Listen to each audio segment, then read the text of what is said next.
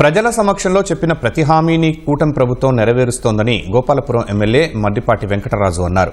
ఏలూరు జిల్లా ద్వారకా తిరుమలలో నిర్వహించిన సుపరిపాలనలో తొలి అడుగు కార్యక్రమంలో కేంద్ర మంత్రి పెమ్మసాని చంద్రశేఖర్తో కలిసి ఎమ్మెల్యే మద్దిపాటి పాల్గొన్నారు. ఇంటింటికి తిరుగుతూ కూటమి ఏడాదిలో చేసిన అభివృద్ధి సంక్షేమం గురించి ప్రజలకు వివరిస్తూ కరపత్రాలు పంచారు.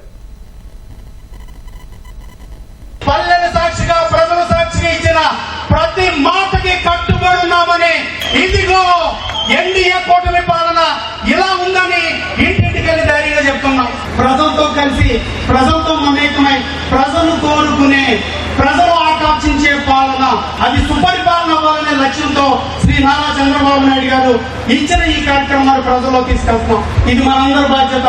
ఇక్కడ బూత్ ఇన్ఛార్జీలు ఉన్నారు, యూనిట్ ఇన్ఛార్జీలు ఉన్నారు, క్లస్టర్ ఇన్ఛార్జీలు ఉన్నారు, గ్రామ కమిటీలు ఉన్నాయి.